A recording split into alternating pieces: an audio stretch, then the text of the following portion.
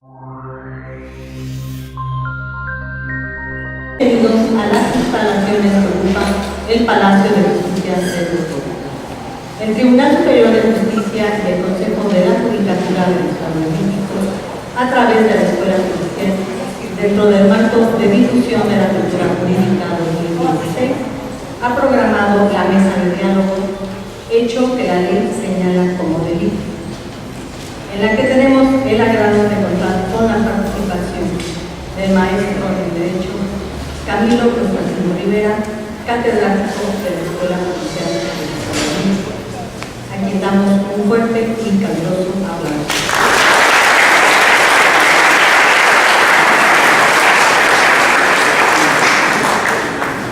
Nos honra con su presencia el magistrado maestro en Derecho Sergio Castillo Miranda, integrante del primer Tribunal de Alzada en materia penal de Texcoco, quien fungirá en este evento como moderador.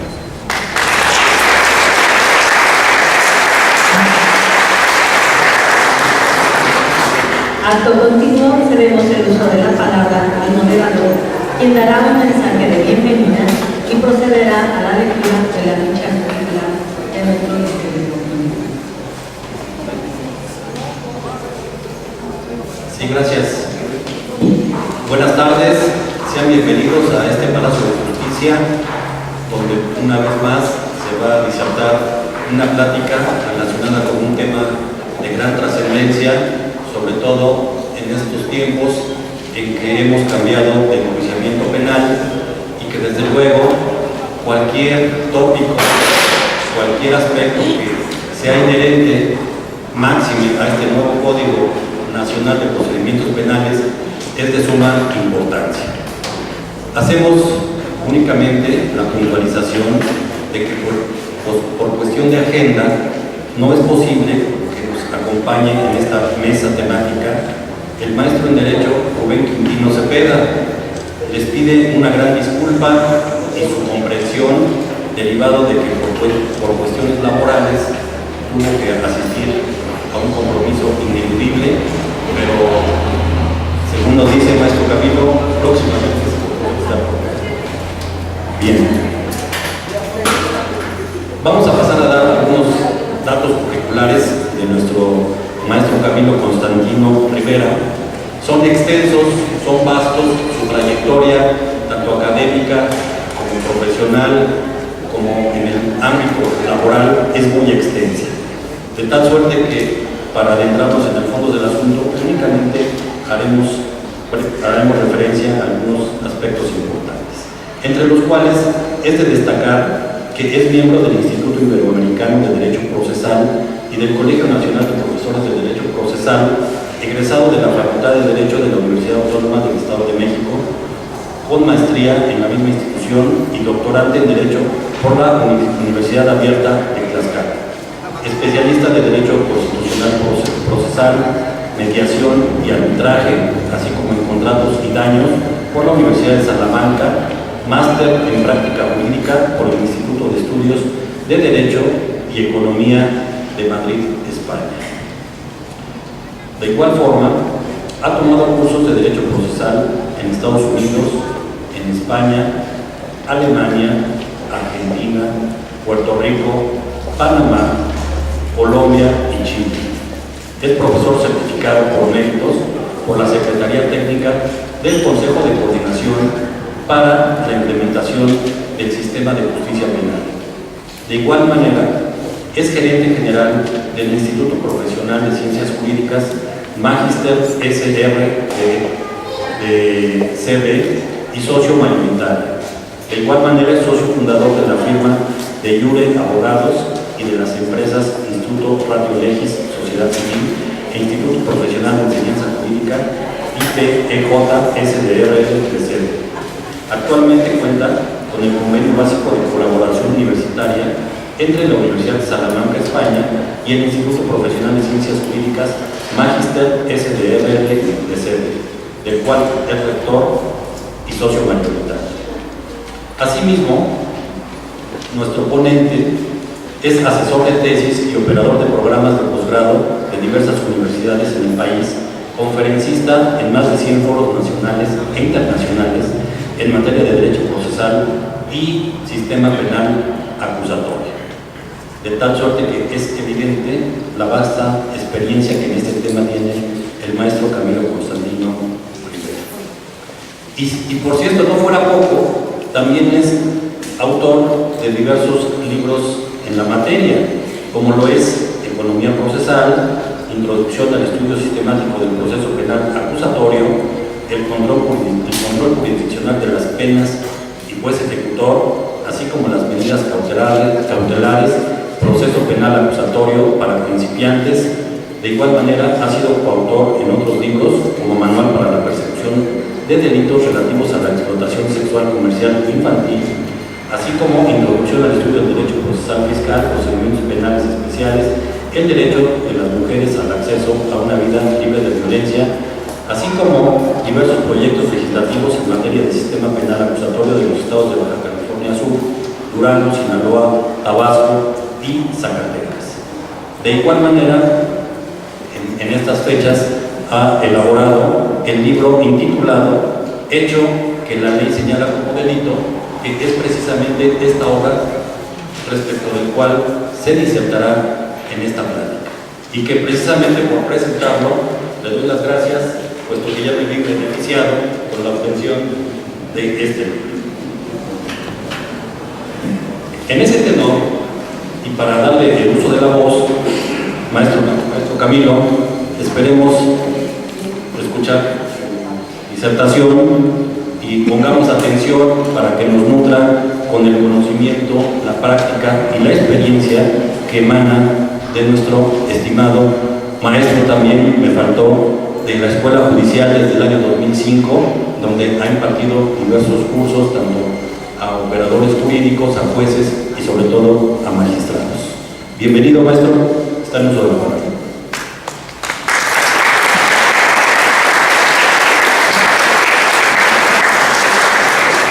Muchísimas gracias, magistrado Sergio Castillo Miranda. Desde luego también un afectuoso saludo al magistrado presidente, el gran amigo mío, don Sergio Medina Peñalosa, que tuve la oportunidad de darle clases en el 2005, cuando estaba haciendo el curso de magistrados penales, hace ya también algunos años. Desde luego a grandes amigos aquí presentes, el maestro Pablo, el maestro Clemente, desde luego, y la oportunidad también que nos da la maestra Norma, y haciéndole extensivo a la maestra Liliana y al doctor Joaquín, que desde luego también hay una gran amistad. Muy bien, también el maestro Quintino estaba programado para venir, sin embargo a las 3 de la tarde me habló que el doctor Estrada Michel le pidió un encargo especial y me dijo que si se desocupaba antes se venía inmediatamente, pero hasta ahorita sigue en reunión, entonces ya le dije que no se preocupara, pero que sí se ocupara en darnos otra fecha, desde luego para estar aquí en la Escuela Judicial del Estado de México, porque este también ha sido su casa desde hace muchos años. Él también es maestro de la Escuela Judicial del Estado de México y desde luego les manda un afectuoso saludo. Bien, una vez que hemos hecho la presentación, vamos a proceder a platicar cómo surgió esta obra, el hecho que la ley señala como delito. Sobre todo porque fue un debate que me puse a debatir a Rubén Quintino contra Díaz Aranda en Mazatlán, Sinaloa, cuando tuve la oportunidad de traer a Claudio Orsina a México. Desde luego, ahí testigo de ellos fue la magistrada Alberta Virginia Valdez Chávez, y créanme que fue uno de los eventos más,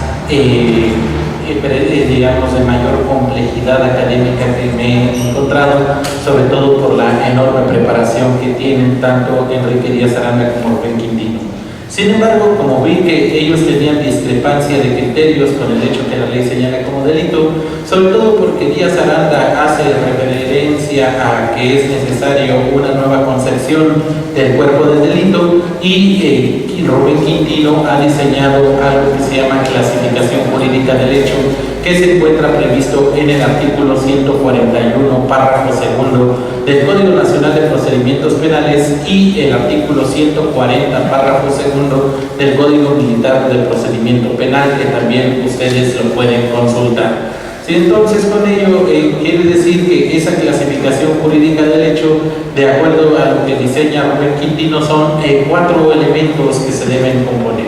El primero de ellos es el tipo penal, el segundo, el grado de ejecución del hecho, el tercero, la forma de intervención delictiva, y el cuarto, la naturaleza de la conducta.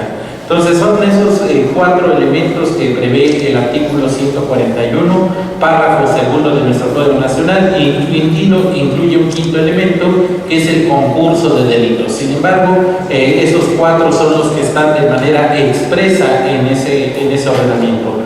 Desde luego que en este debate que se dio entre Quintino y Díaz Aranda, y con esa discrepancia de criterios, pues decidí yo mismo platicarles a ellos, desde luego con 1, 2 o 20 cervezas Pacífico previas, que se pusieran de acuerdo, no para crear un acuerdo común, sino para crear un pequeño libro, en donde ambos expusieran en 50 páginas cada uno su postura en relación al hecho que la ley señala como delito. Desde luego que ellos cumplieron en tiempo y forma, pero me pidieron que yo diera un análisis procesal del hecho que la ley señala como delito, sobre todo porque mi formación no es de ser penalista, sino de procesalista.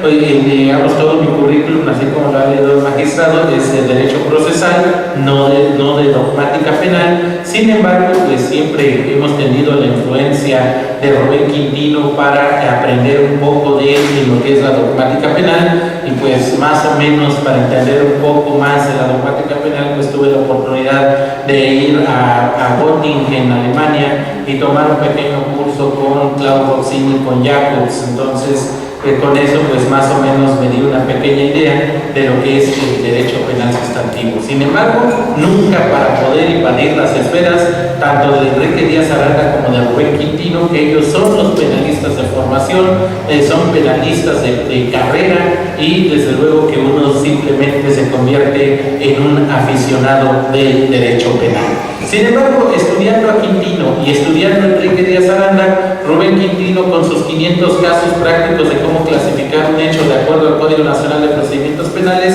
y Díaz Aranda con los lineamientos del derecho penal, que lo hizo con Catalina Ochoa y con Claudio Rossini precisamente, es el que se obtienen 50 páginas inéditas en relación a que si debe ser cuerpo del delito con un cambio de conceptos, o que si debe ser un hecho que la ley señala como delito, o una clasificación jurídica del hecho con una revolución total de esos conceptos, sobre todo porque ha existido una diversidad de criterios tanto en la jurisprudencia como en la práctica forense. ¿Por qué? Porque resulta que el Tribunal del vigente, el Tribunal 18º de Circuito con sede en Chihuahua, ha dicho que no es necesario para vincular al proceso hacer un análisis de todos los elementos del delito, sino solamente hay que hacer referencia al tipo penal de manera genérica en relación al hecho, y que se trata de una argumentación totalmente oral. Sin embargo, los magistrados del 28º Circuito con sede en Cancún, ellos, que seguramente tienen por carga de trabajo, pues se les ocurrió decirles a través de una tesis aislada de que sí es necesario estudiar elemento por elemento de los que integran el tipo penal. Entonces, ¿a cuál de los dos le hacemos caso? Ahorita está una denuncia de contradicción de tesis, sin embargo no ha sido resuelta, y desde luego que vamos a esperar a ver cómo la Suprema Corte de Justicia de la Nación hace referencia en relación a una redefinición del cuerpo del delito, o a la creación de un hecho que la ley señala como delito, o específicamente clasificación jurídica del hecho.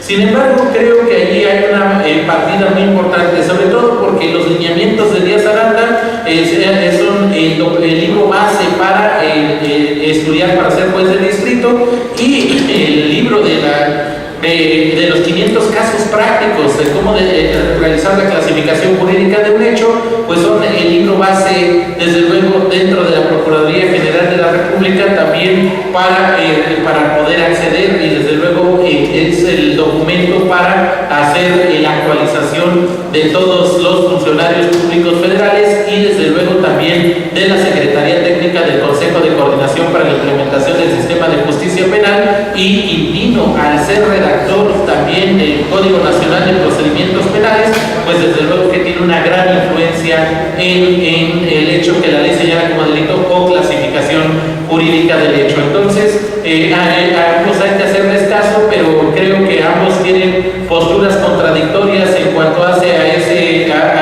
punto, y va a influir sobre todo el que sea más ágil, el que sea más práctico en relación al estudio de la estructura del delito. Sin embargo, hay un punto muy interesante que hay que destacar, que se dio como discusión en el Senado de la República y posteriormente en Cámara de Diputados antes de la aprobación de la miscelánea penal del 17 de junio del 2016, sobre todo porque hay dos posturas. La primera, que es necesario que todos los datos de prueba sean practicados ante el juez de control en la audiencia inicial, y la segunda postura, que no es necesario practicarlos. ¿Por qué? Porque finalmente todo lo que se considerará prueba para efecto de sentencia es aquella desahogada en la audiencia de juicio. Todo lo que no se desahoga en la audiencia de juicio simple y sencillamente no tiene una relación jurídico-procesal para sustentar una sentencia. Entonces, ahí se incluye un tercer elemento que es eminentemente probatorio. Y no es una cuestión, digamos, de dogmática penal, sino es una cuestión de prueba. ¿Por qué? Porque un dato de prueba se anuncia, un medio de prueba se ofrece, un dato de prueba se acepta o no se acepta, un medio de prueba se admite o se desecha, un dato de prueba no aceptado se puede volver a incorporar como dato o medio de prueba. En cambio, un medio de prueba desechado queda fuera de la pretensión litigiosa.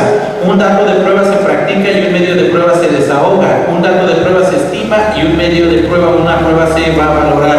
Entonces, eso quiere decir que a nivel de carpeta de investigación o fracción primera del 211 se va a hablar de datos de prueba, a nivel de acusación se va a hablar de medio de prueba, y a nivel de sentencia se va a hablar de prueba.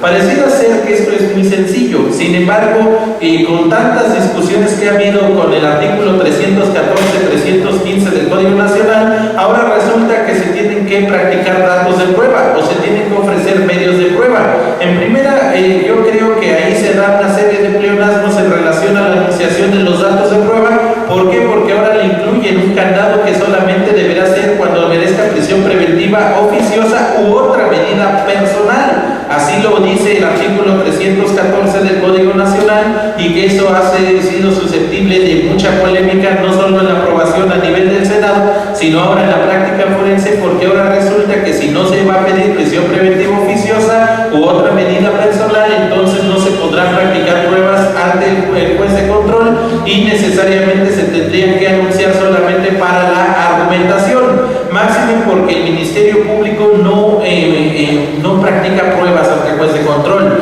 El Ministerio Público recaba datos de prueba en la carpeta de investigación. Entonces, un dato de prueba no te puede tener el mismo equilibrio de un medio de prueba o una prueba. Primero, porque no es su función, y segunda, porque solamente para efecto de vincular al proceso es únicamente para la necesidad de cautela, en ningún momento para determinar el cierre de la investigación o buscar algún otro elemento de inhibir la investigación misma. Recuerden ustedes que con vinculación al proceso o sin vinculación al proceso, de todos modos la investigación sigue. Con vinculación va a seguir una investigación complementaria, sin vinculación va a seguir una investigación inicial. Entonces, eso quiere decir que con vinculación al proceso va a haber una medida cautelar, pero si no hay vinculación al proceso, va a haber providencia precautoria y o medida de protección. Si el juez de control dicta acto de vinculación al proceso, la medida de protección puede continuar como medida de protección o como medida cautelar. En cambio, si se aplica un acto de no vinculación al proceso, no pierde la víctima el derecho a las medidas de protección. En un caso concreto que ahorita estamos llevando, es un asunto de violencia familiar. Resulta que el señor golpeó a la señora porque supuestamente ella lo estaba engañando. Resulta que ella fue la agencia del Ministerio Público. Resulta que en los términos del artículo 28 a 32 de la Ley General de Acceso de las Mujeres a una Vida Libre de Violencia, le decretan medida de protección, consistente en que la persona se debe separar del domicilio, que también está en el 137 del Código Nacional. Resulta que se revisa la medida de protección dentro de los 5 días siguientes, artículo 139 del Código Nacional, y determinan que debe tener una duración de 60 días. En acto subsecuente, resulta que el Ministerio Público realiza la solicitud para la formulación de la imputación. Una vez que se formula la imputación, resulta que se acoge al término de las 72 horas y al final de las 72 horas resulta que el juez de control determina auto de no vinculación a proceso. Entonces, con ello, desde luego, la persona, el imputado, pide que regresara a su domicilio. Resulta que no se le acuerda favorable por estado en la medida de protección. Y claro que él inmediatamente interpone el juicio de amparo porque él dice que le están violando sus derechos humanos en virtud de que le han dictado auto de no vinculación a proceso y no han levantado la medida de protección. En el caso de la suspensión provisional y o definitiva, le acuerdan que no es procedente. Y uno de los argumentos que plantea el juez de distrito es de que si bien es cierto, se ha dictado un auto de no vinculación a proceso, pero sigue la investigación vigente y por tanto la medida de protección debe cubrir los 60 días correspondientes. Entonces, con ello, desde luego que se determina que una medida de protección no acaba con un auto de no vinculación, sino la medida de protección debe acabar necesariamente con un archivo definitivo, con una solicitud de sobreseimiento o con una absolución. No hay otra forma que acabe la medida de protección, o en su caso con el cese por los 60 días de la duración de la medida de protección o su prórroga de 30 días más. Pero de ahí que se acabe con un auto de no vinculación, no. ¿Por qué? Porque sigue la investigación. Entonces, ahí quiere decir que el problema no es la vinculación o no vinculación. El problema es de que hemos cargado de prueba para hacer un mini juicio para buscar una no vinculación a proceso. Pero una vez que se da esa no vinculación, no se acaba el problema, sino que el problema persiste. ¿Por qué? Porque el Ministerio Público no se le ha afectado en ningún momento su facultad investigadora de seguir integrando su carpeta de investigación. El Ministerio Público sigue integrando la carpeta y ahora olvídense de los 6 meses que traía el Código del Estado de México para integrar la carpeta de investigación y solicitar nuevamente la imputación. El Código Nacional le regresa la facultad al Ministerio Público para que en el tiempo de la prescripción vuelva a integrar la carpeta de investigación. Entonces, si pasan los 6 meses y el defensor promueve que el Ministerio Público formule imputación para efecto de que ya se dé el asunto como totalmente concluido o en su caso necesariamente se dé una definición jurídica, pues resulta que no se puede porque es una facultad única, exclusiva y soberana del fiscal decidir cuándo formular imputación, cuándo se trate de carpeta de investigación sin detenido, siempre y cuando no se haya realizado una solicitud de sobreseimiento o un archivo definitivo, o en su caso no haya previsto el tiempo de la prescripción. Entonces quiere decir que el auto de vinculación a proceso solamente va a servir para proceder a la discusión de la medida cautelar, pero no va a servir para otra cosa, o a menos que sirva en los términos del artículo 170, fracción primera, quinto párrafo de la Ley de Amparo Reglamentaria de los artículos 103 y 107 de la Constitución, en donde define cuándo es un acto dentro y fuera de juicio. Pero eso es un acto meramente procesal. Entonces, el cambio de situación jurídica que se da en un acto de vinculación a proceso solamente es para efectos procesales de determinar cuándo es un acto dentro y fuera de juicio en materia de amparo, y para efectos cautelares para determinar y discutir la necesidad de cautela que ha de durar desde la formulación de la imputación hasta la sentencia definitiva.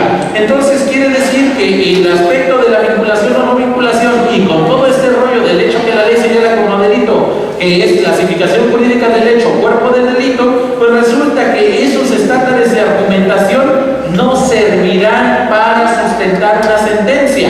¿Por qué? Porque los argumentos que sustentan una sentencia, tanto pretensiones punitivas como procesales, se encuentran en la acusación, artículo 335 del Código Nacional. Incluso el propio 316 del Código Nacional hace referencia de que el juez de control puede determinar un nuevo cambio de situación jurídica, y desde luego que cuando se da una acusación se puede dar un cambio de situación jurídica, y cuando se da una sentencia definitiva se puede determinar un cambio de situación jurídica. Incluso los alegatos de apertura o alegatos de clausura se puede dar cambio de situación jurídica, así lo marca el 398 del Código Nacional. Entonces, ¿qué quiere decir eso? Que la formulación de la imputación solamente fija hechos. La prueba se fija a nivel de acusación y la clasificación jurídica del hecho definitiva se da en la sentencia definitiva, artículo 406 del Código Nacional. Entonces, tomen en cuenta que la teoría del caso tiene tres elementos. Uno fáctico, que se fija en la imputación. Una vez fijados los hechos en imputación, ya no pueden variar hasta la sentencia incluso. Ya necesariamente se tiene que seguir sobre los mismos hechos, pero sí puede haber variación de prueba y variación de la clasificación jurídica del hecho o del derecho. El segundo elemento, que es la prueba. Una vez que se formula la acusación, ya no se puede presentar más prueba. Solamente se dejan a salvaguardar los derechos de la prueba superveniente o complementaria, pero de ahí en fuera ya no se puede presentar nueva prueba. ¿Por qué? Porque la acusación es la que fija las pruebas que han de ser objeto de discusión en la audiencia de debate. Y la hipótesis de derecho se fija hasta la sentencia. ¿Por qué? Porque inclusive en el alegato de clausura pueden plantear una nueva clasificación jurídica. Oye, dejan estado en defensión. No, porque son los hechos. Los hechos son los mismos. Las pruebas son exactamente las mismas. Lo que está cambiando es la forma de argumentación. Entonces no puede haber una violación a derechos humanos porque se conoce el hecho y se conoce el causa probatorio. Y desde luego el objeto de discusión es la clasificación jurídica del hecho. Es como siempre lo hemos ilustrado, como cuando uno presenta, o más bien dicho, cuando uno se porta mal y hace un hijo, no le pone el nombre inmediatamente. Primero que se diseñe, primero que nazca, y una vez que nace ya se determina cómo se va a llamar. ¿Cómo se llama el hecho que ha sido probado? Eso es la clasificación jurídica del hecho, el hecho que la ley señala como delito, es decir, el nombre que le vamos a dar al final y por tanto la sanción que se le va a imponer. Entonces quiere decir que en un primer momento hay una clasificación jurídica y que en un segundo momento que es en la acusación puede ser la misma o distinta clasificación jurídica, pero lo que ya no puede variar y en el momento que varíe se viola derechos humanos es el hecho que presenta en la formulación de la imputación el Ministerio Público, ese ya no puede ser objeto de variación.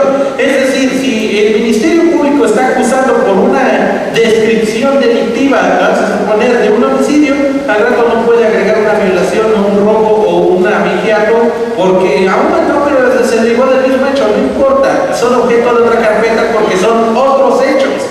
Lo que sí puede variar es la clasificación jurídica, de que se formuló imputación por homicidio calificado con ventaja consumado instantáneamente por el autor directo de una acción dolosa, que varíe a nivel de imputación o a nivel de vinculación por un homicidio simple consumado instantáneamente por el autor directo de una acción dolosa, y resulta que en la acusación lo vuelven a variar a un homicidio calificado, y resulta que en la sentencia se determina que es un homicidio en riña en carácter de provocado consumado instantáneamente por el autor directo de una acción dolosa. Es decir, ese nombre, esa clasificación jurídica es el nombre que se le está dando al hecho que la ley señala como delito.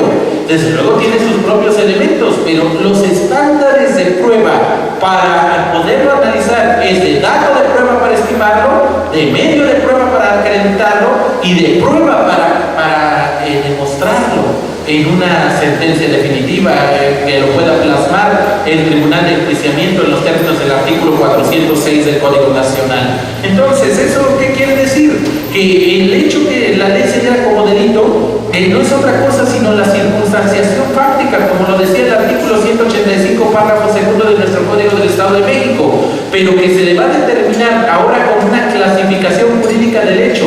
Y esa clasificación jurídica del hecho son 4 elementos que ya lo hemos citado en el artículo 141, párrafo segundo de nuestro Código Nacional. El primero de ellos es el tipo penal. Y el tipo penal puede ir con sus agravantes, atenuantes calificativas. ¿Sí? Robo agravado en causa de habitación. Homicidio calificado con premeditación. O en su caso puede ser atenuantes. El robo, en ese caso equiparado, o encubrimiento por receptación, o en su caso homicidio bajo un error de prohibición indirecta invencible. ¿Sí? ¿sí? Es decir, el tipo penal con sus variantes atenuantes o agravantes o calificativas o modalidades. ¿Sí? Siguiente elemento es el grado de ejecución. El grado de ejecución del hecho se compone por ya sea actos preparatorios, que regularmente en el Estado mexicano son impunes, la tentativa, puede haber una tentativa inacabada, una tentativa acabada, puede haber un desistimiento eficaz o un desistimiento ineficaz de tentativa acabada y de tentativa inacabada. Desde luego puede haber una consumación bien jurídico tutelado, pero pluralidad de conductas. Entonces, pero también puede ser una posesión de hidrocarburo consumado permanentemente por el autor directo de una acción dolosa. Permanentemente quiere decir que se prolonga durante el tiempo. O por ejemplo, también podemos tener un tipo penal de secuestro consumado permanentemente por el autor directo en una acción dolosa. O también puede haber un tipo penal de secuestro consumado permanentemente por el partícipe cómplice en una acción dolosa. Es decir, cada elemento es necesario ir determinando cómo se va a llevar a cabo esa clasificación jurídica del hecho. Y desde luego que esta clasificación jurídica no es otra cosa sino cubrir esos 4 elementos que han sustituido al cuerpo del delito y a la probable responsabilidad. Si ustedes leen los 490 artículos del Código Nacional de Procedimientos Penales o los 450 artículos del Código Militar de Procedimientos Penales, resulta que en ningún lado se habla del cuerpo del delito.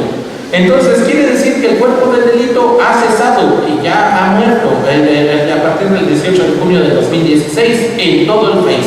Si desde el 18 de junio del 2008 se ha previsto su eliminación, pero ya no existe.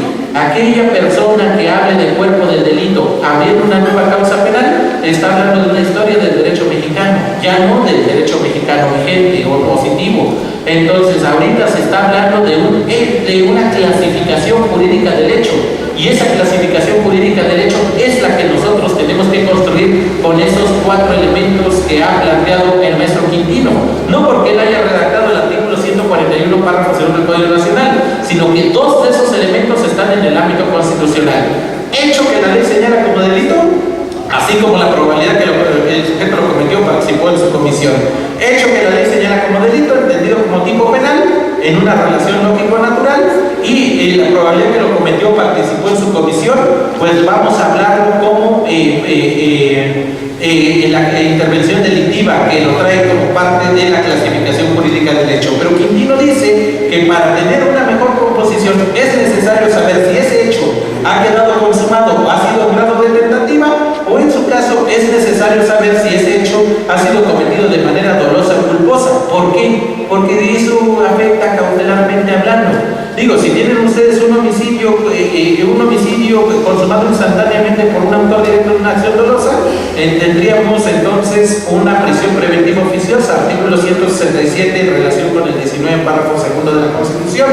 Pero si ustedes tienen un homicidio consumado instantáneamente por el autor directo en una acción culposa, pues sí es necesario una prisión preventiva, pero justificada, no oficiosa. Y para justificar la necesidad de cautela, debemos tomar en cuenta artículo 168, que el sujeto no se vaya a dar a la fuga; artículo 169, que no represente una obstaculización en el desarrollo de la investigación o el proceso; o artículo 170, que no represente un peligro inminente hacia la víctima o hacia la sociedad. Eso, en los términos del artículo 176, le llaman evaluación de riesgo, y que el artículo 1 transitorio de la miscelánea penal del 17 de junio del 2016 hace referencia a que esa evaluación de riesgo lo tiene que hacer la unidad de medida cautelar, relacionado con el 177 del propio Código Nacional de Procedimientos Penales.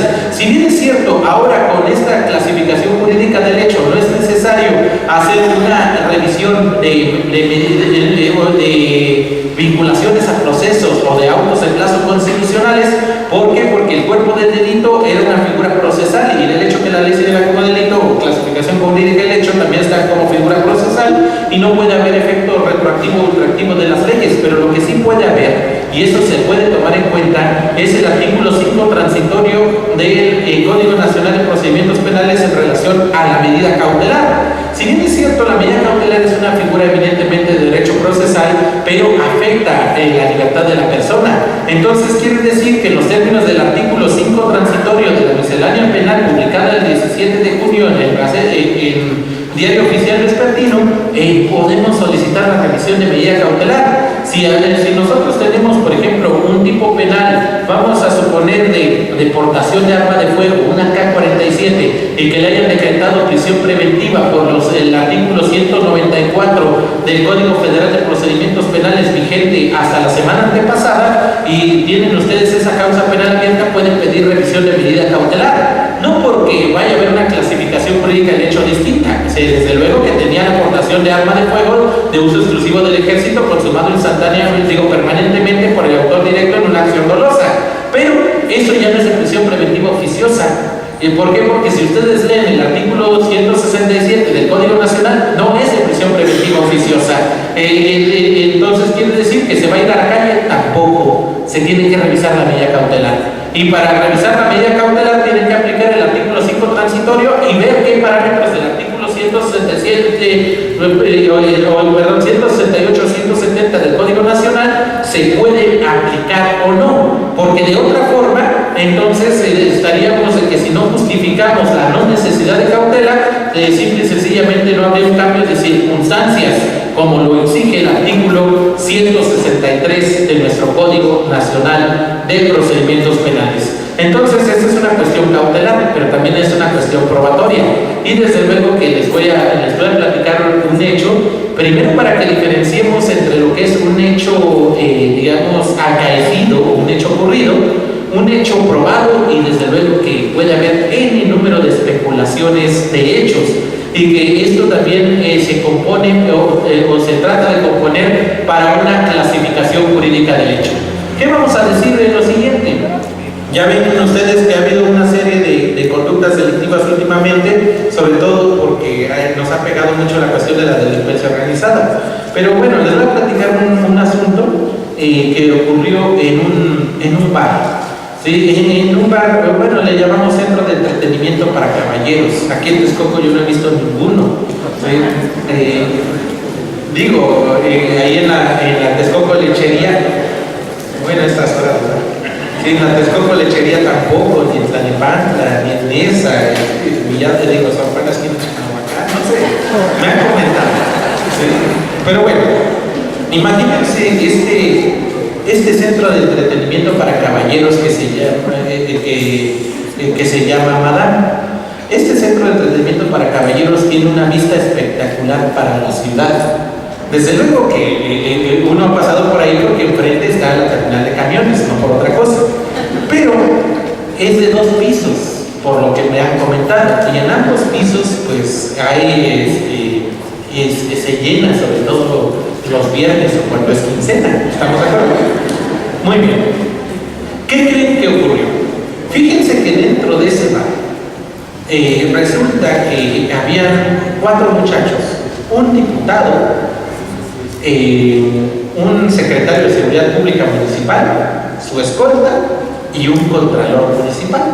Seguramente estaban haciendo alguna gestión social, pero estaban allí en el bar. Digo, porque le estaban poniendo billetes de 500 y de 1000 a las muchachas con cargo al erario público. Bueno, eso es un hecho especulado, ¿estamos de acuerdo?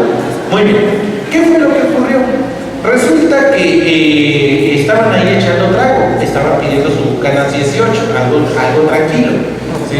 Entonces, desde luego estaban ahí con las muchachas, estaban aplaudiendo, estaban en la fiesta, cuando de repente llegan 5 personas en la planta baja. Desde luego dejan su vehículo, una Expedition último modelo, color negra. Le dejan al valet parking el vehículo, el valet parking se lleva el vehículo. En ese momento ellos piden una mesa, se sientan ahí en la mesa, y al momento de estar ahí en la mesa piden una botella, piden alguna botana, están ahí tranquilos conviviendo.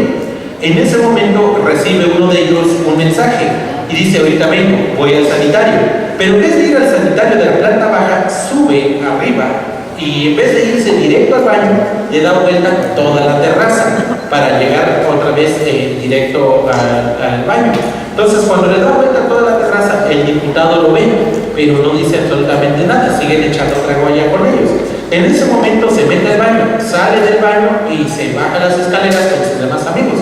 Entonces, en el momento que sale del baño y se va a las escaleras, el diputado le dice a sus amigos, me tengo que retirar, tengo otro compromiso. Oye, pero espérate, vamos a pedir otra botella. A ver, muchacha, tráete otra botella aquí para mis amigos, te dejo pagado, pero me tengo que ir. Oye, ¿por qué tanta prisa? Me tengo que ir, tengo otro compromiso, no me acordaba. Discúlpenme, pero bueno, les dejo otra botella y ahí luego nos ponemos de acuerdo. Órale, va que va. Entonces le dejan la botella y ese muchacho en ese momento se baja y se pide su camioneta, y desde luego una camioneta muy sencilla, ¿sí? Una Escalade del último modelo, ¿sí?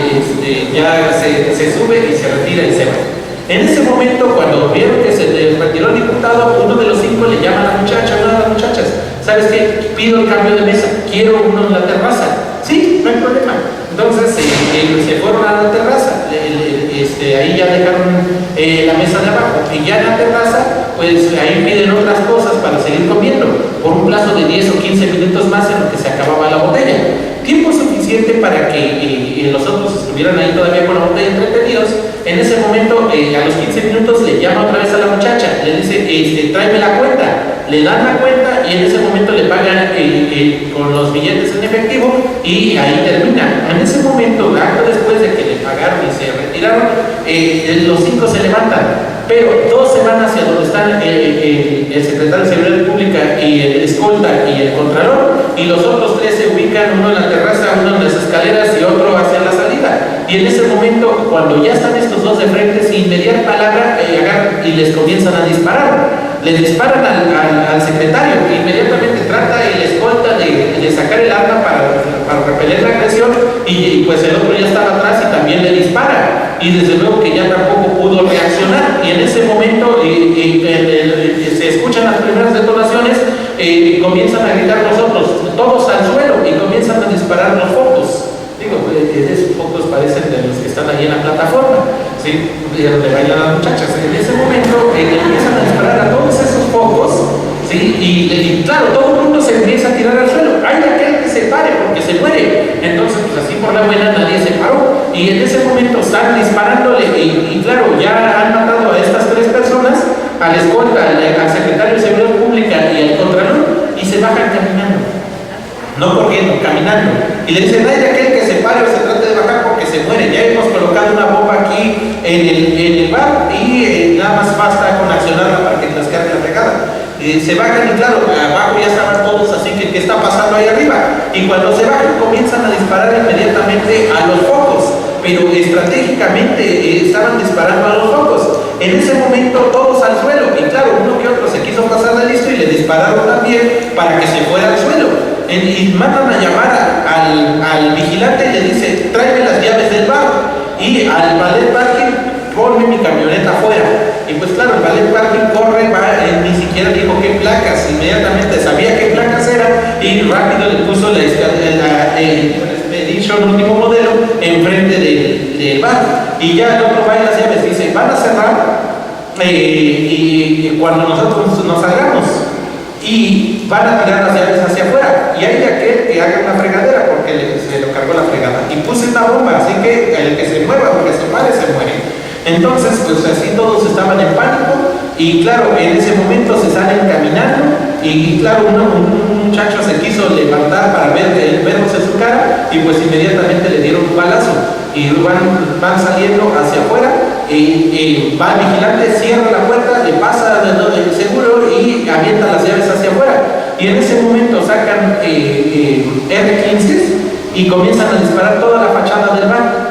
Y ustedes saben que con qué propósito, pues con el propósito de que nadie se saliera. Entonces cuando empiezan a escuchar que están disparando toda la fachada del bar y todas las puertas del bar, pues todos estaban en el suelo, y en ese momento ellos agarran y se salen y se van. Ya absolutamente no se sabe nada de ellos, y como a los 15 minutos ya llega que la Policía Federal, que la Policía Estatal, que la Policía Municipal, que el Ejército, que la Marina, llegan, acordonan, aseguran el lugar del hecho, ya ni siquiera ahí se andan peleando para ver quién es el primer respondiente en el lugar del hecho para llenar el protocolo nacional del primer respondiente en la Guía Nacional de Cadena de Custodia, que ahora tanto está de moda y que ustedes la pueden descargar del Diario Oficial de la Federación Federación del 26 de noviembre de 2015, ¿sí? Y desde luego que ya está homologado al Código Nacional de Procedimientos Penales, incluyendo la reforma de la miscelánea penal. Entonces, en ese momento llegan, acordonan, aseguran y empiezan a entrevistar a todos. Resulta que unos dicen que ellos vieron que traían las armas largas, pero resulta que en los videos nada más se ve que entran a muchas personas y quizá ellos 5 también, pero nadie se ve que traiga un arma larga. Una R-15 o una AK-47 no lo pueden traer portando, a menos que se le vea que lo traen, o a menos que lo traigan en un estuche como de una guitarra, pero de otra forma necesariamente se tienen que ver y todo el mundo pudo haber visto que traían una R-15. Entonces eso quiere decir que al menos dentro del bar jamás entraron con una R-15. Pero en la necropsia practicada a las 3 personas resulta, y desde luego ya una vez hecho los exámenes correspondientes y el de balística que se obtiene y los de criminalística, el resultado arroja que han sido privados de la vida por arma de fuego, pero era 38 milímetros. Entonces sí es posible que tuvieran una 38 milímetros y que se haya pasado así adentro del bar, porque esa sí es un arma portátil. Entonces quiere decir también que hay otro hecho probado de que las 3 personas fueron privadas de la vida con 2 armas de fuego. Entonces quiere decir que es probable, ese es un hecho probabilístico, de que fueron 2 personas quienes dispararon. Se encuentran cartuchos de 5 armas de fuego al interior del bar. Entonces quiere decir que habían 5 armas de fuego distintas que estuvieron dentro del bar, de los cuales estuvieron realizando distintos disparos. También resulta que se encuentran 128 cartuchos de AK-47, 128 casquillos, entonces con ellos, perdón, de R-15. Eso quiere decir que fueron 128 disparos que hicieron a la fachada del bar. También ese es un hecho, digamos, que no está a objeto de discusión. Pero ahora hay que saber quién cometió el hecho. Para ello entrevistan a todas las muchachas, a todas las meseras y al gerente. Desde luego que una de ellas, la que los atendió, dice, bueno, eran 5 personas, pero yo solamente reconozco a 2. Entonces el retrato hablado hace relación de 2 personas. Resulta que le piden dónde señalen las mesas, pues la mesa de abajo ya la habían levantado, entonces ya no encuentran ningún indicio biológico o mecánico. Pero en la mesa de arriba resulta que todavía no la habían levantado. Y resulta que al momento de hacer los estudios correspondientes de levantamiento, desde luego el estudio genético correspondiente, arroja que eran 2 perfiles genéticos distintos, pero nada más arrojó 2, no arrojó 5. Entonces con ello comienzan a realizar la búsqueda de esos indicios. Se presume que son 5 personas. Se presume que, más de hecho, hay certeza de que fueron 2 armas de fuego distintas quienes han provocado la privación de la vida de esas personas. Hay 2 perfiles genéticos en la mesa donde estuvieron sentados que presumiblemente son de las personas que han cometido el hecho que la ley señala como delito. En ese caso es un homicidio calificado como ventaja consumado instantáneamente por los coautores en una acción dolosa. ¿Estamos de acuerdo? Pero no sabemos más. ¿Quiénes fueron? No sabemos. ¿Qué creen? Resulta que como a los 8 días después de que se cometió este hecho, encuentran a una persona con el mismo perfil genético que estuvo en el lugar del hecho y la detienen.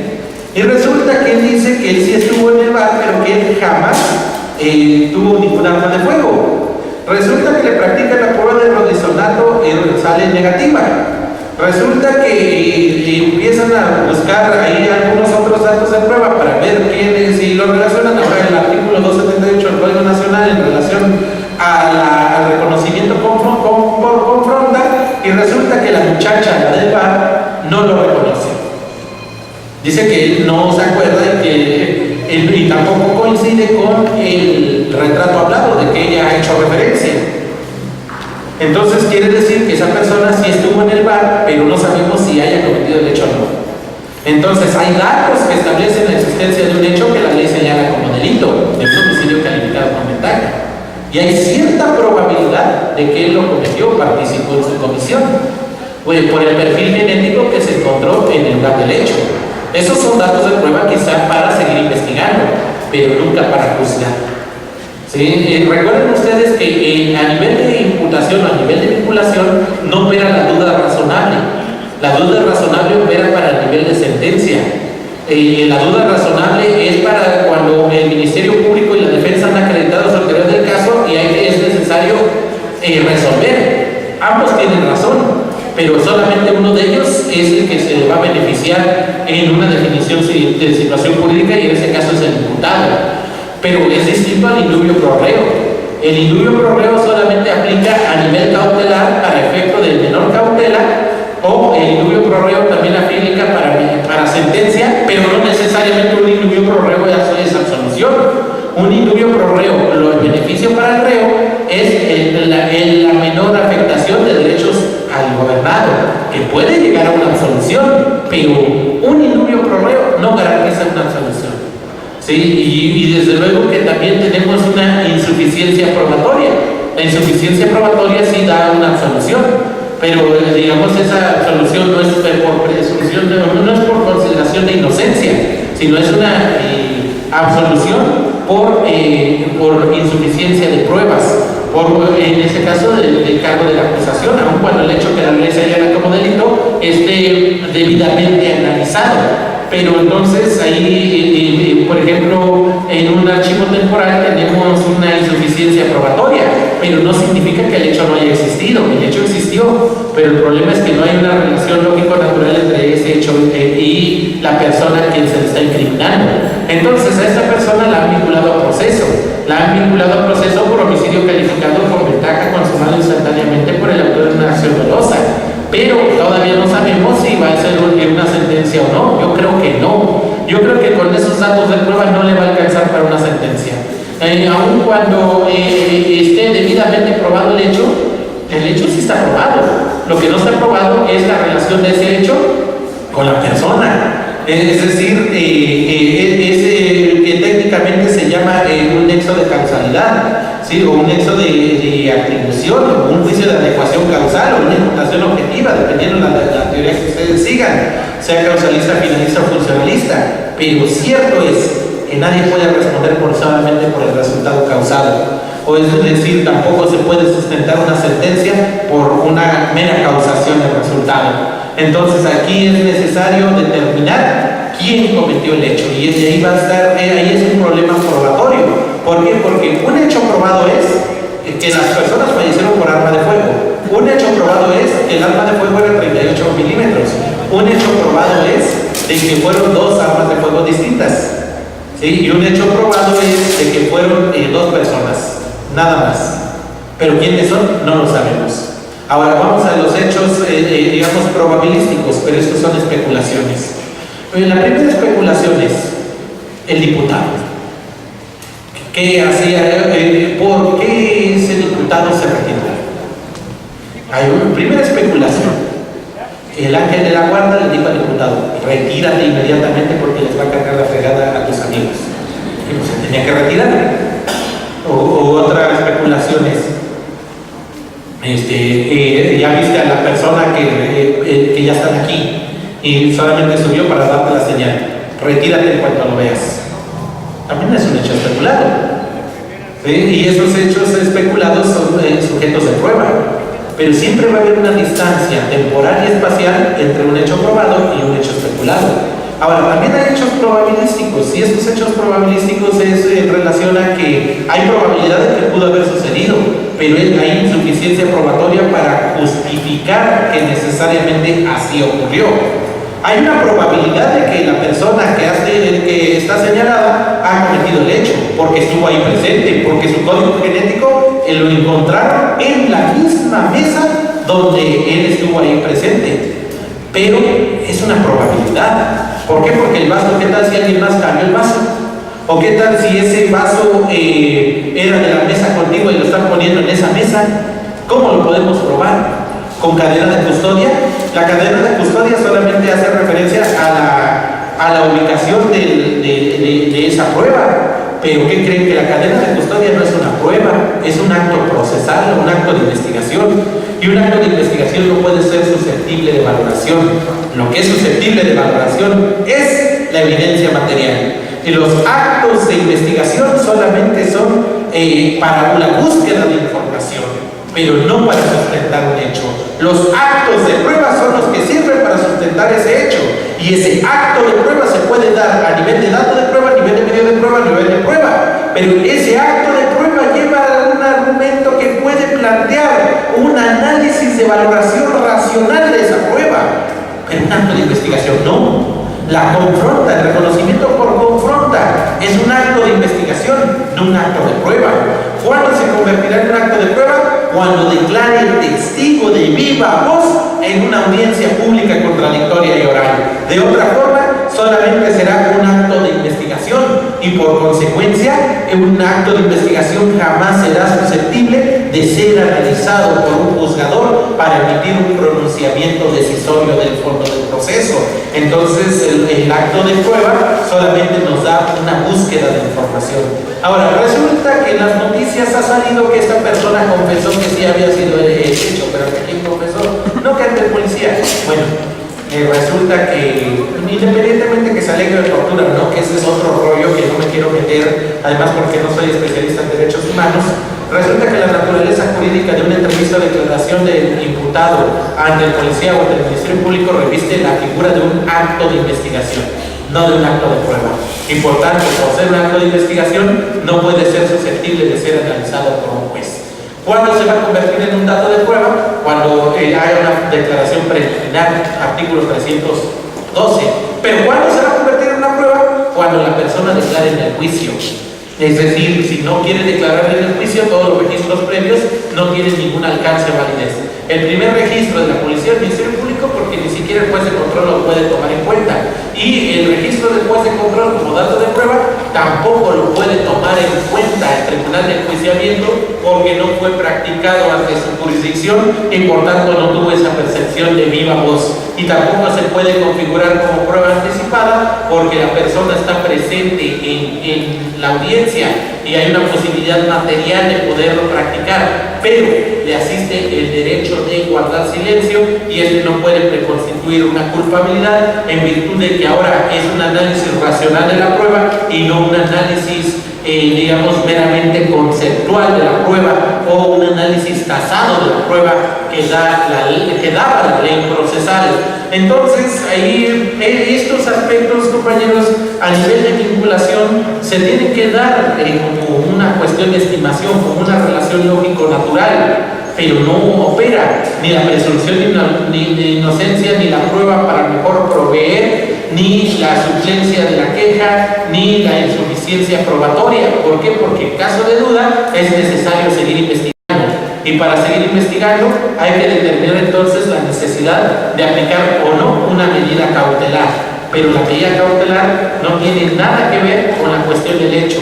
El hecho solamente sirve para dar lugar a la discusión de cautela, pero la cautela no puede sustentarse en el hecho, porque en el momento en que una cautela se sustente en el hecho, está violando la presunción de inocencia. Tal es así que ahora el Tribunal de Mesa acaba de sacar una jurisprudencia en donde dice que si el juez de control toma como parámetro el quantum de la pena para la imposición de una medida cautelar, estaría equiparando a un sentenciado con el imputado, o estaría equiparando una anticipación de pena, y eso es violatorio de la presunción de inocencia. Y eso también está previsto en el artículo 168, fracción segunda del Código Nacional de Procedimientos Penales, en donde estos parámetros pues se puede considerar de manera inconstitucional. Y esto no crea que afecta a la cuestión de la regularidad del proceso, sino que ahora el Ministerio Público tiene que cambiar su forma de argumentación.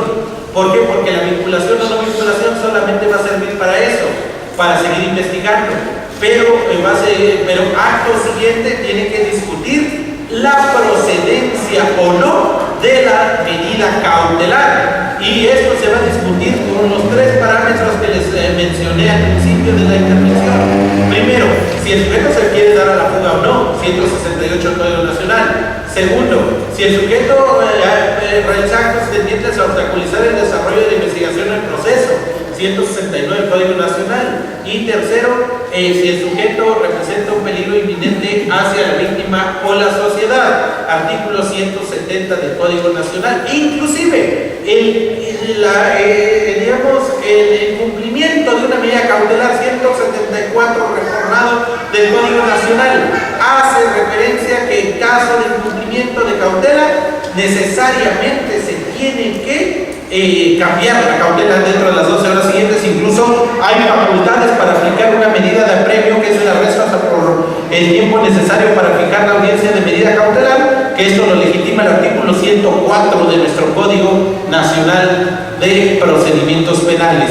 Y esto, digamos, tiene mucha relación en cuestión de la necesidad de cautela, sobre todo en aquellos casos en donde se prevé que ya no podemos aplicar prisión preventiva en delito grave, prisión preventiva, y cualquier otra medida cautelar en delito no grave.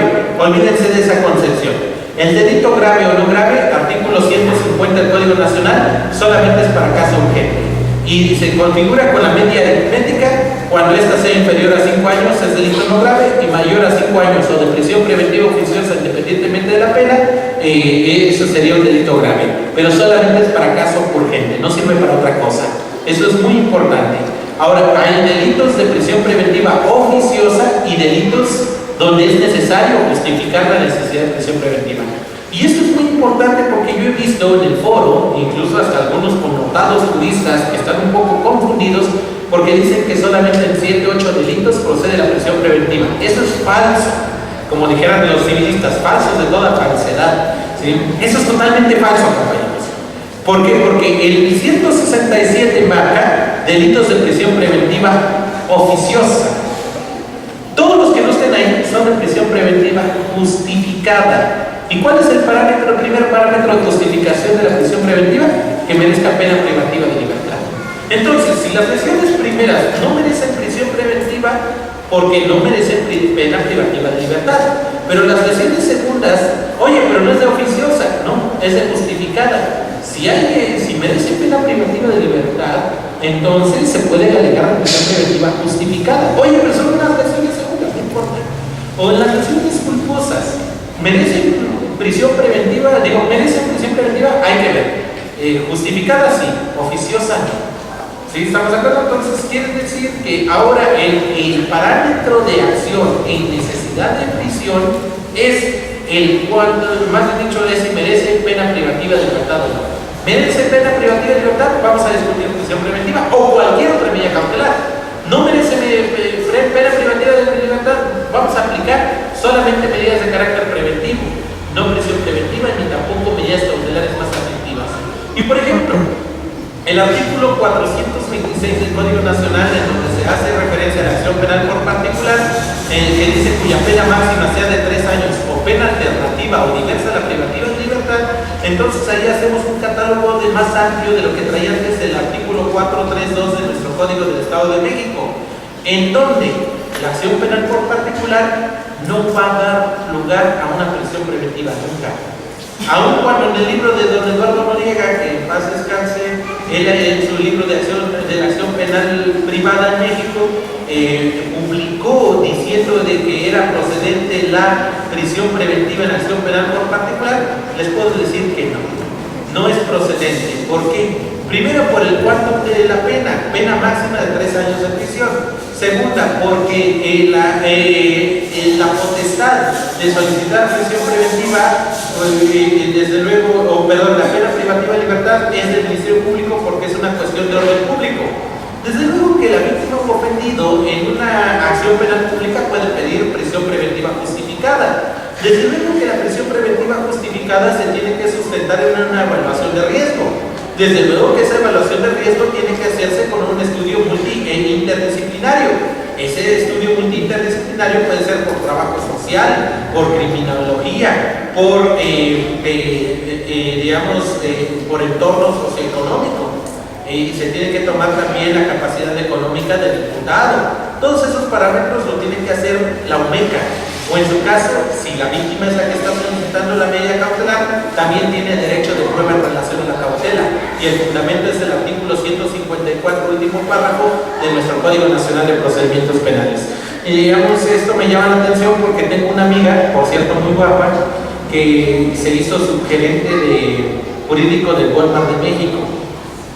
Además de ganar mucho dinero, ella ha propuesto que se cree una unidad de evaluación de riesgo dentro de Walmart.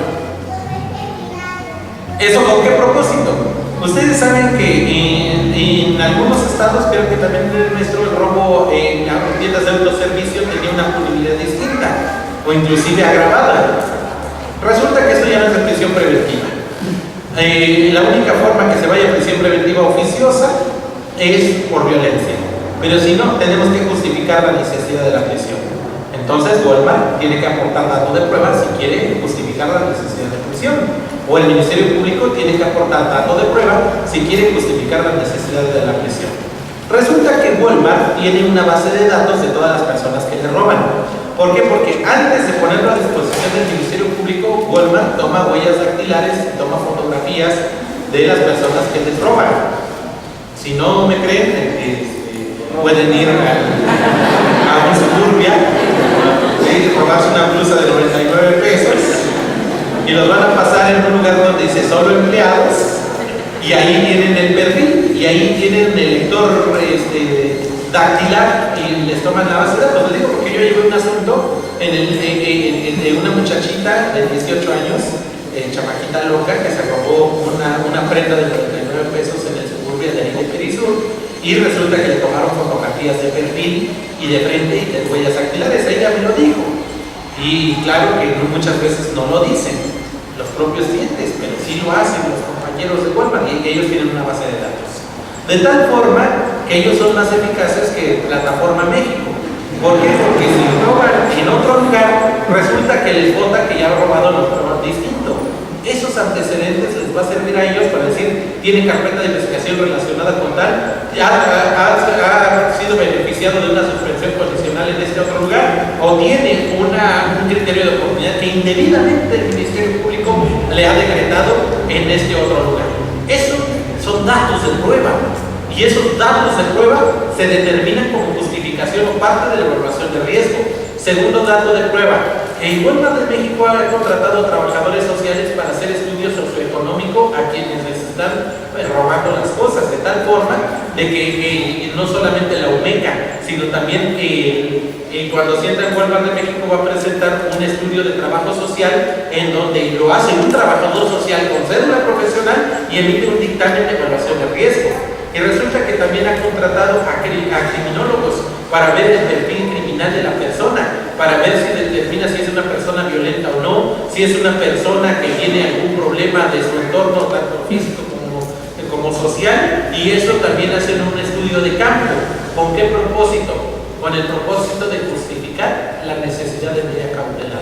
Y eso lo están haciendo a grandes masas. Y Walmart de México no pierde absolutamente nada. Antes, al contrario, gana, porque va a decir, no solamente pido la reparación del daño, sino que ahora es necesario que se determine todo lo erogado con cuestión de evaluación de riesgo, y en este caso todo esto entra dentro de parte de daños. ¿Por qué? Porque se derivó de un hecho que la ley señala como delito.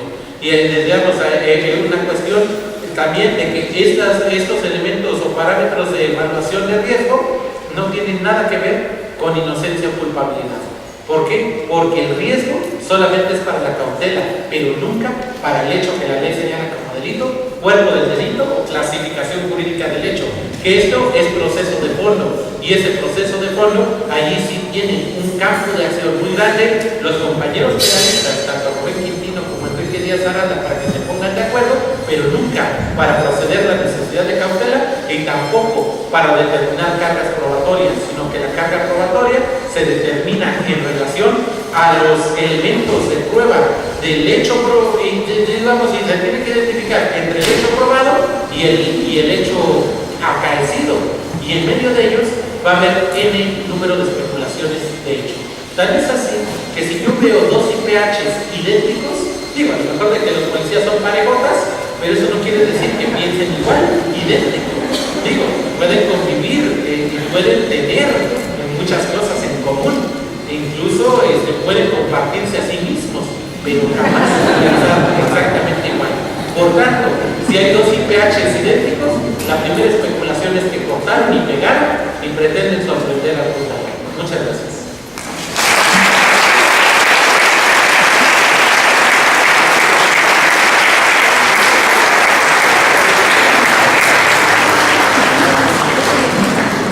Antes de proceder a la sesión de preguntas y respuestas, vamos a hacer un comercial a efecto de señalarles que tenemos una mesa en la parte posterior de este recinto donde se ofrecen obras de nuestro excelente ponente, así como del maestro Quintino, quien también está ausente. No sé si yo tengo ahí de Enrique Díaz Aranda. Entonces tienen un módico precio, no hay IVA, así es que pueden adquirirlas una vez que culmine la sesión de preguntas y respuestas. No sé si alguien tenga alguna pregunta que realizar.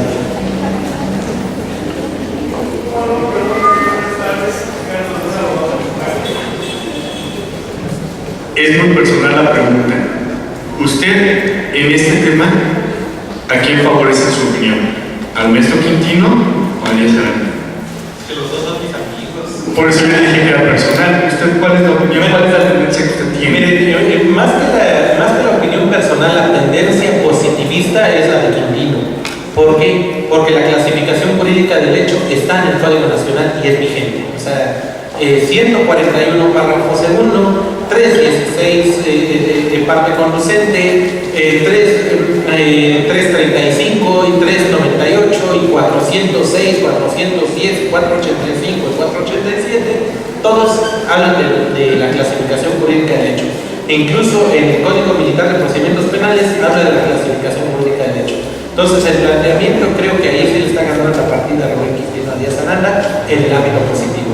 Digo, Díaz Aranda tiene un planteamiento muy interesante en relación a la estructura del delito y creo que es de lo más novedoso que hay en la estructura, digamos, social del funcionalismo, que yo creo que es de lo más avanzado que hay en la dogmática penal, pero Quintino es más pragmático y en ese sentido creo que Quintino está, si fuera en una partida de ajedrez, ahorita tiene un jaque con un doblete a Díaz Aranda.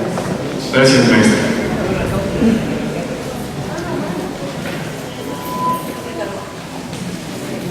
¿Alguna otra pregunta?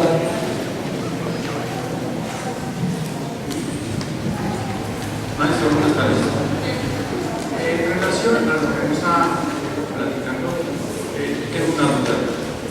En la etapa de la investigación ante el Ministerio Público, durante décadas ha afectado el famoso modus vivendi por parte del policía investigador, policía judicial, policía ministerial.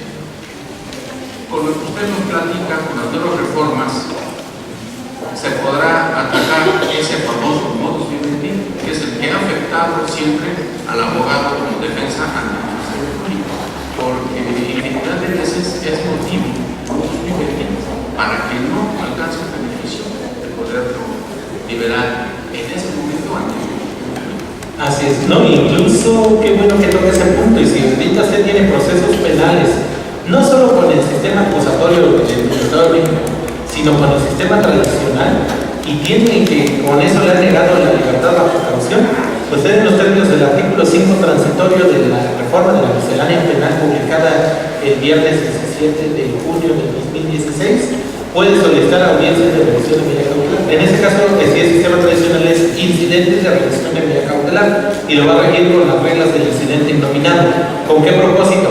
Con el propósito de que el Ministerio Público haga la evaluación de riesgo. Pero usted como abogado postulante puede presentar también prueba en relación al riesgo. Y si la medida cautelar solamente se sustentó en el modus vivendi, tiene la partida ganada.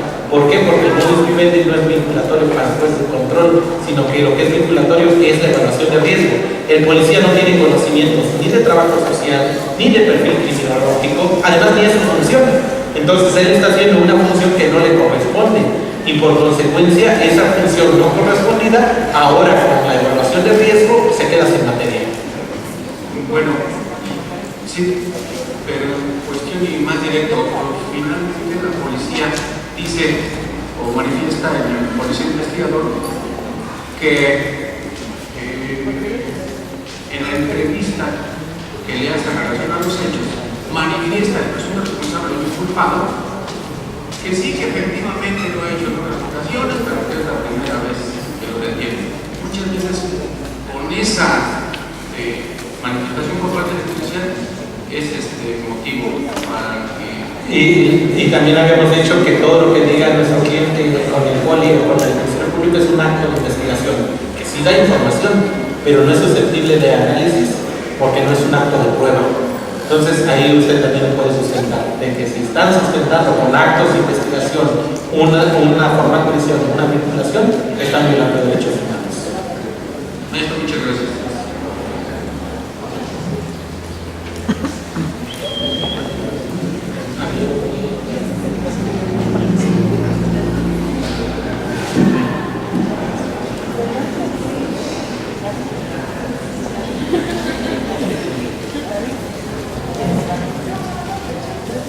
Buenas tardes a todos.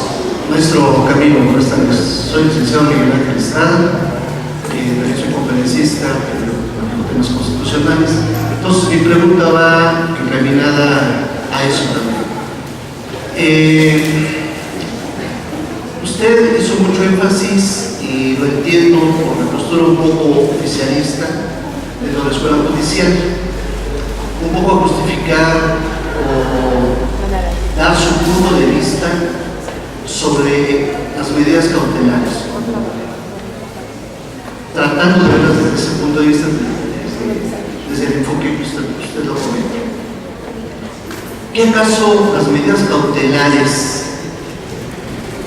no irán en contra del artículo primero constitucional, del artículo 16 que tiene que ver con el acto de molestia, con el artículo 20, y que de pronto parece ser que el artículo 19 constitucional se encuentra en franca contradicción con el resto de garantías? ¿Qué opinión merece? Bueno, yo soy alumno del doctor Enrique Díaz Aranda y yo también he sostenido algunas de las posturas del doctor. Entonces, partiendo de esto, he escuchado con mucha puntualidad lo que has comentado acerca de las medidas cautelares.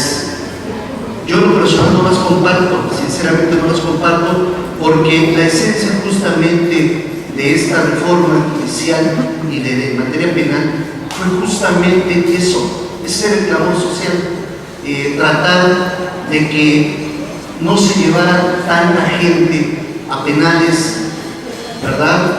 De pronto me ha tocado a mí en la práctica, porque también lo hago en la práctica, para poder dar conferencias también hay que llevarlo a la práctica, como tú lo haces, yo también lo hago. De pronto nos encontramos con algunas cuestiones donde los jueces de control, y justamente aquí en Molino de Flores, donde han dicho, dentro de la etapa intermedia, nos han dicho así: cuando nosotros alegamos por ahí una prueba obtenida de manera ilegal, ilícita, dentro de la declaración en la etapa intermedia, se nos ha dicho: abogado, es que esa es únicamente una herramienta de litigación. Entonces, son muchas cuestiones que yo creo que sí se deben de, estos foros sirven de mucho, porque todos venimos a aprender. A lo mejor tú estás escuchando una postura totalmente diferente, y a lo mejor desde el lado constitucionalista, desde el lado de la legalidad, de la corriente que nosotros manejamos. Gracias. Sí, muchas gracias. De hecho, qué bueno que hace ese planteamiento. Yo creo que, bueno, la cuestión de la medida cautelar siempre ha existido en todos los procesos desde la época romanista. O sea, la cautela siempre ha existido. Aquí el problema ha sido que en el sistema tradicional mexicano, no le llamemos sistema inquisitivo porque no lo era, ¿sí? En el sistema tradicional mexicano se abusó mucho de la prisión preventiva como medida cautelar. Ahora, cuando recién arrancó el sistema acusatorio mexicano, se nos vendió la idea desde 2007, 2006, 2007, en que ahora se va, ya incluso el propio César Camacho decía que ahora es investigar para detener y no detener para investigar. Ese era, digamos, el estandarte, incluso así está en la exposición de motivos de la reforma constitucional de seguridad y justicia en el 2008. Pero después, ¿qué ha pasado? De que en la práctica forense nuevamente se sigue determinando la cuestión del abuso de las medidas cautelares. Y más que de las medidas cautelares, de la prisión preventiva como medida cautelar. Desde la creación del artículo 169 del Código de Procedimientos Penales de Chihuahua, que fue el primer código procesal, hasta la última reforma del Código Nacional de Procedimientos Penales 155 del Código Nacional, se ha establecido un catálogo más amplio de medidas cautelares. Ahora, este amplio catálogo de cautela, yo creo que el problema ha sido su aplicación. ¿Por qué? Porque yo creo, y comparto su idea, de que si una medida cautelar se basa en el hecho nada más, aun cuando sea una medida cautelar de ir a firmar cada 8 días, viola la presunción de inocencia. ¿Sí? O sea, desde eso sí estoy totalmente seguro. Pero a la inversa, si hay una necesidad de evaluación de riesgo con parámetros objetivos de prueba, no con parámetros de apreciación, porque actualmente yo he visto que los MPs piden empíricamente la prisión preventiva y tratan de justificarla porque traen ya un boleto de avión, o tratan de justificarla porque le van a imponer 50 años y se va a dar a la fuga. ¿Sí? O sea, esos parámetros lo hacen de manera subjetiva, empírica, o muchas veces de algún manual de operación o algo, pero no lo hacen de manera científica. Consecuencia, que violan la presunción de inocencia. Entonces, creo que la prisión preventiva por sí misma no viola la presunción de inocencia, pero cualquier medida cautelar, incluyendo la prisión preventiva, que no se justifique con una, como le llaman, verosimilitud del derecho invocado, como lo llamara Piero Calamandré, o apariencia del buen derecho, como lo llama Sergio García Ramírez, porque hay un derecho aparente de que tiene la razón la parte contraria y es necesario revisar esa existencia del derecho, y que si no se atiende de manera inmediata puede causar un daño de difícil o imposible reparación, entonces es necesaria la cautela. Incluso en los procesos civiles, yo creo que el auto de execuando es violatorio de los derechos humanos porque causa un acto de molestia, ni siquiera ha sido desplazada la persona. Pero en el momento en que se considere que esa medida cautelar se hace de manera inmediata, porque si no lo hace así, puede quedarse en un estado de insolvencia y puede afectar o puede causar un daño de difícil o imposible reparación, hay que decretarla. Pero siempre es necesario la justificación de la medida cautelar. O sea, la medida cautelar no se puede pedir, porque esta es la menos aflictiva. No. Menos aflictiva o más aflictiva aflige y por tanto viola presunción de inocencia si no está debidamente justificada. También creo que el campo de la cautela en el derecho mexicano se ha dividido en lo que es la providencia precautoria, medida cautelar y medida de protección. Todo esto se llama, en la teoría del proceso, medida anticipatoria. Digo, James Watt, Jorge Kielmanovich, Jairo Parra Quijano, Piero Calamandré, Rodrigo Rivera Morales, todos ellos han escrito en relación a la necesidad de las medidas anticipatorias. Y estas medidas anticipatorias solamente son para tener un proceso eficaz, pero nunca para prejuzgar. Una medida cautelar que prejuzga viola presunción de inocencia, viola derechos humanos. Una medida cautelar que se alega en intermedia o en juicio por parte del Ministerio Público también viola derechos humanos. Inclusive he sostenido, y así lo tengo en mi libro de medidas cautelares, de que que no puede caer prueba anticipada sobre medida cautelar. ¿Por qué? Porque la prueba justificada solamente debe sustentar un hecho. Cuando una prueba cuando una prueba anticipada sustenta medida cautelar, viola derechos humanos. Entonces, la medida cautelar solamente es para legitimar la eficacia de un proceso, pero nunca para sustentar la decisión definitiva del juzgador. Porque en el momento que una prueba de cautela traspase en la prueba del proceso cautelado de conocimiento, entonces está violando la presunción de inocencia, y ahí compartiría totalmente su opinión de que las medidas cautelares que así por sí mismas, sin ninguna otra justificación, sí están chocando principalmente con el primero párrafo tercero de nuestra Constitución, que es el principio de máxima protección de derechos humanos. ¿Sí? Y eso es lo que ha pasado en nuestro país, lamentablemente, y así lo he sustentado, de que el Ministerio Público solamente no sale de su prisión y de su caución, pero no le da posibilidad de otra cautela. Y si hay posibilidad de otra cautela, no hacen justificación de necesidad de cautela. Y por tanto, ahí es donde hay mucho trabajo por hacer.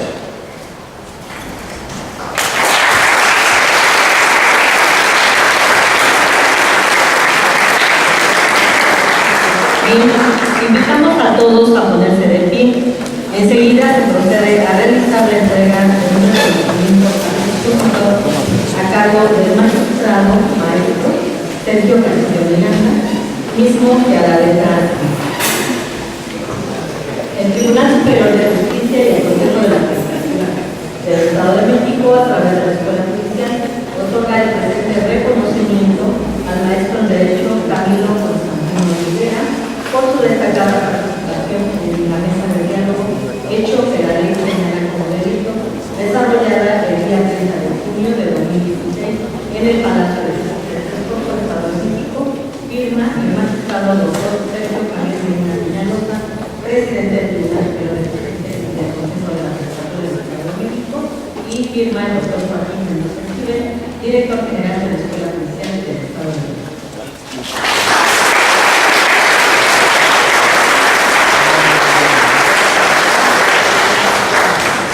Por el mismo texto, hacemos entrega de un reconocimiento al magistrado maestro Sergio Castillo Miranda por su destacada participación como moderador en este evento.